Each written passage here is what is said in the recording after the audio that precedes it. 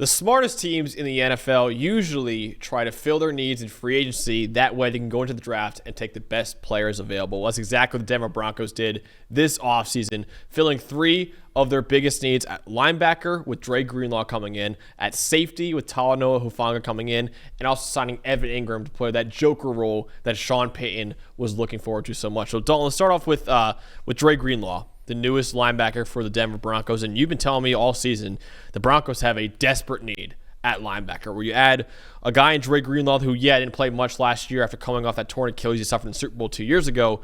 But when he was on the field over the last few years, he's been one of the best linebackers in the NFL. Absolutely. That's what he is. Look, since his career started, and I know he's been alongside Fred Warner in San Francisco for a long time, he's been a really good player, right? Until the torn Achilles in the Super Bowl, and he played, I think it was only, 30-something snaps this past year, right? So we have a year off of Greenlaw, but we need to remember how good of a player he is and how much he can improve. So let's talk about the Broncos first. It's not a big free agent class. They didn't make very many signings, but they clearly made the signings they wanted to. This was a targeted approach, and the first thing that jumps out to me when I look at their defense, top 10 graded defensive line last year, top 10 graded secondary. We know about the defensive player of the year, Patrick Surtain, and those guys on the back end, but their linebackers ranked 26th in overall grade this past year. An injury to Alex Singleton hurt him. Cody Barton really struggled in coverage. Justin Strnad, a young player who's kind of struggling. So you look at 26 in overall grade, 16th in run defense grade is a little better. Barton did a nice job there, but he's off to Tennessee now with Greenlaw as his replacement and really struggled in coverage. The 5th worst coverage grade. This is where the Broncos had issues. We know they're great on the outside, right? You're talking about Patrick Surtain, Riley Moss, right? Even a young kid like Chris Abrams-Drain, who had a decent rookie season when he did play last year, but the middle of the field coverage was an issue, a lot of it because of the linebackers. So now we look at, even though he's coming off the Achilles, and I was surprised he got the contract that he got, 3 years, $45 million for Greenlaw coming off that injury in the year that he just had. But if he is recovered, he's really, really good. Since his career started in 2019, the 15th highest graded linebacker in the league overall. And among, I think that's somewhere roughly about 136 linebackers who've played at least 1,000 snaps in that span. He's the 15th best, 36 in run defense grade, solidly above average. Obviously, again, in San Francisco, playing with Fred Warner, going to be a big factor if they can get Alex Singleton back healthy too, because he's a really solid run defender who can balance this out. And then it's that last number that I look at. The 4th best coverage linebacker in the NFL since 2019. That's the big factor for me. Coming off, again, I just mentioned the Broncos, their linebackers this past year were the 5th worst in coverage. If Greenlaw is healthy and the Achilles is healed, you're talking about a team that possibly just went from bottom of the barrel in coverage over the middle of the field at linebacker to possibly top of the line, because Greenlaw is one of the best in the league at doing it, and he obviously learned so much in San Francisco from Fred Warner in coverage as well. But that's a huge factor in this signing, and I think why Sean Payton wanted him in this defense. You mentioned it before. The Broncos had a 43.3 coverage grade from their linebackers last year. You mentioned that was the 5th worst in the NFL. If you only look at the last 2 years we saw from Dre Greenlaw's last 2 fully healthy years, 2022 and 2023, 88.9 coverage grade. The only 2 linebackers in the NFL that had a higher coverage grade in those 2 years, Demario Davis and Fred Warner. Good players. That's it. Dre Greenlaw, the 3rd best coverage grade over 2022 and 2023 of any linebacker in the NFL. So you're right. They had a massive need at linebacker, and even more specifically, a massive need for coverage from their linebackers. This is the best coverage linebacker on the market, I thought, in Dre Greenlaw. For sure. If they're both healthy, I think Alex Singleton and Dre Greenlaw, you could see this be one of the most improved units in football, assuming both of those guys can make it through the season. So that wasn't the only former San Francisco 49er they signed in the middle of their defense. Talanoa Hufanga also battled a lot of injuries last year, but when he was on the field, Dalton, he's another guy that could really help out the Broncos. Now, Sean Payton, you mentioned he's talked about finding some of those jokers in his offense, right? But Hufanga's one on defense that you think about. You go back to the days of Troy Polamalu, right, and flying around the box, and you never really know where he's USC too. USC they got also the hair going, just like Polamalu. It's that same style of we just don't know where he's going to be on every snap, and he's a ball hawk, and he gets to the football, he plays with his hair on fire, right? And I think for the fit in the Broncos defense, this is something I really like because, look, Brandon Jones, who they got from Miami last year to replace Justin Simmons. Justin Simmons was there forever, has had a great career in Denver, but they let him go. He went to Atlanta. They needed to replace him. Brandon Jones was a fantastic signing, but needed a second one, right? They had P.J. Locke playing the entire year with him, and he was durable, but didn't quite live up to that standard, right? You need that second guy to complement Jones, and I think what the idea is for Hufanga, even though maybe he's not the highest graded guy in the world, and he takes some chances to the football, but if he's put in the right role, I think he's a great complementary piece to Brandon Jones because I think this is about alignment and what we want for this defense. Now, Jones and Locke, when you look at how their snaps were broken up positionally, free safety in the box in the slot, they played kind of the exact same amount of snaps, okay? They were just kind of rotating as equal parts, but I don't think that's how this defense would optimally work. So we're going to look at some splits here for their career for Hufanga, for Jones, and for P.J. Locke. Now, no question from me all the way around that Hufanga is just a better player than P.J. Locke, who projects as more of a backup special team kind of guy. But still, he was a starter last year, played over 1,000 snaps. We need to compare it. You look at that first column, career grades as a box safety, all right, in the box. We're talking about strong safety, getting down in that 10 yards or less range where you're kind of helping out the front seven, but you're still flexible in your coverage roles, right? Hufanga, 73, Brandon Jones, 70, P.J. Locke, 52. Okay, obviously, Hufanga is the best among them, right? Jones isn't far behind. He's pretty good. A 70 is good, right? But you're talking about that's where Hufanga lives, right? Is in the box, sniffing around the run game, finding the football in the curl flat, doing things closer to the line of scrimmage, right?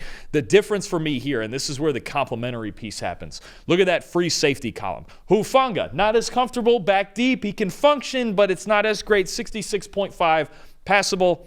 Okay, I could do better. P.J. Locke down there at the bottom, 62.4. Same thing, we're getting kind of mediocre. Okay, Brandon Jones now, 87.7.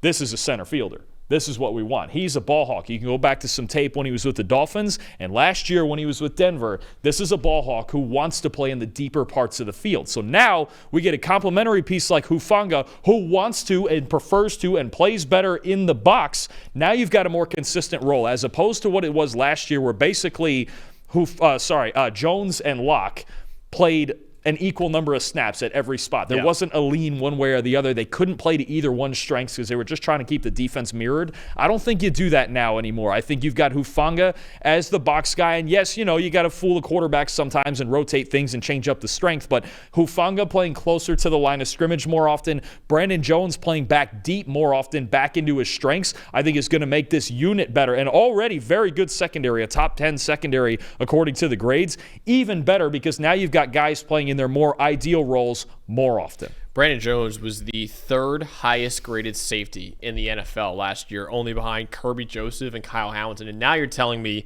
you can make him even more comfortable playing him at free safety. I think that's a really good point right there because Talanoa Hufanga is that classic box safety that you want, right? And you put Brandon Jones back there at free safety. Like I said, he was already the third highest graded safety last year.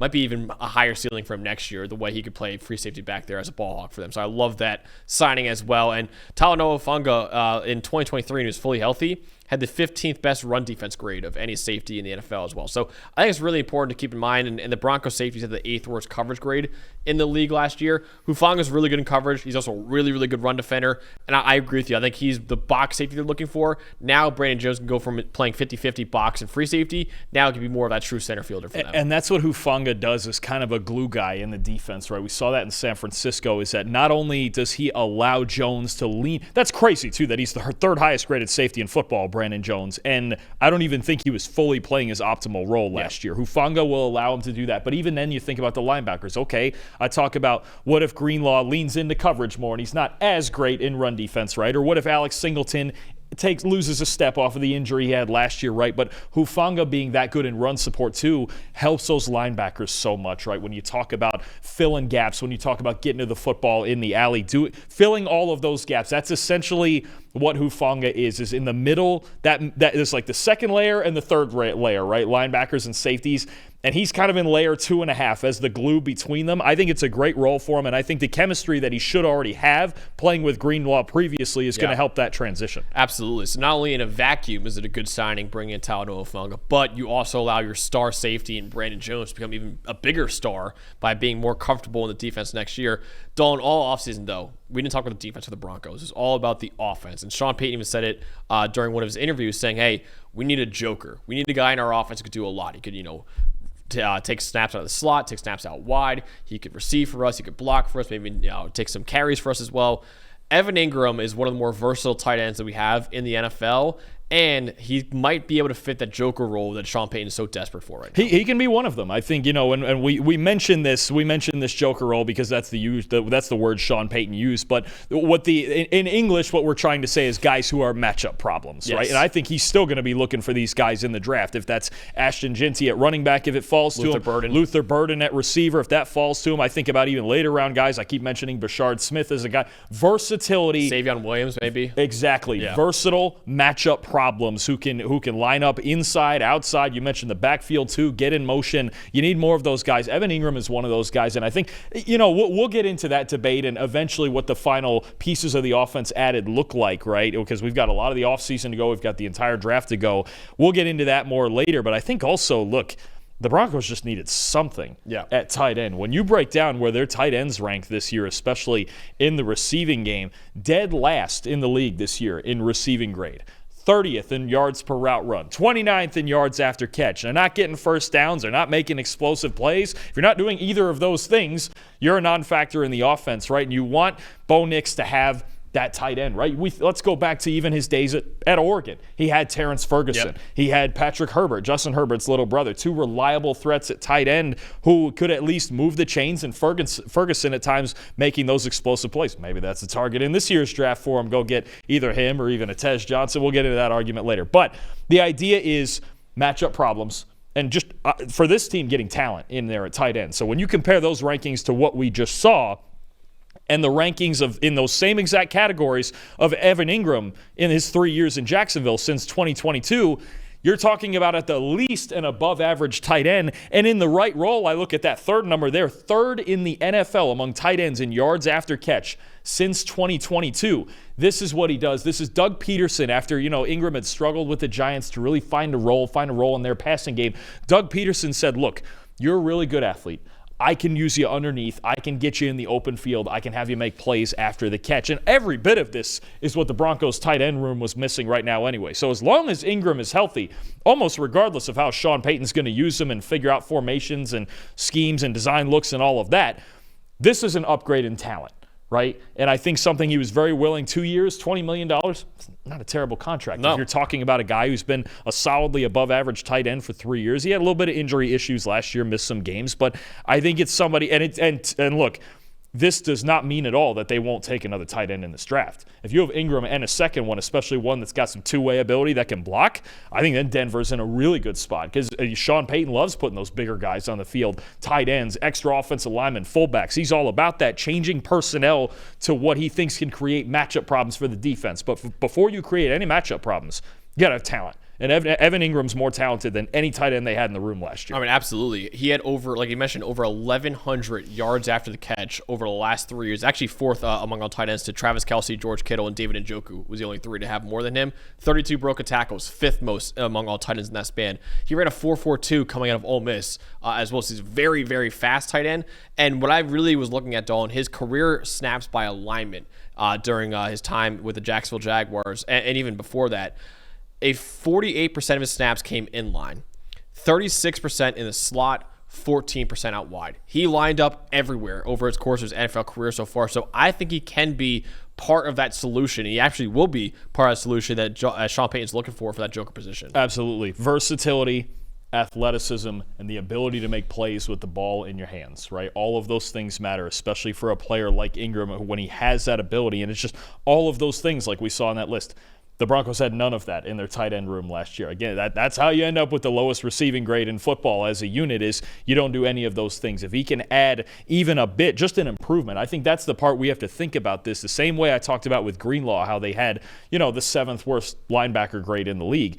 Just the matter of improvement. Is Evan Ingram an elite player? Is he in the category of Travis Kelce or George Kittle and those guys? No, but he is certainly better than what Denver had this past season, and he's shown that his entire time in Jacksonville. I'm sure Sean Payton's poring over Doug Peterson's tape from the last 3 years in Jacksonville going, okay, how do I use this guy? What are the best spots to put him in? What are the best positions to put him in to win? And like you mentioned, the fact that he can do any and all of those things on any given snap is a huge help. Absolutely. So the Denver Broncos filled 3 of their biggest needs in free agency by signing Dre Greenlaw, Talanoa Hufanga, and Evan Ingram, and now going to the 2025 NFL Draft. Probably looking at best player available, which is the best spot to be in if you're an NFL franchise.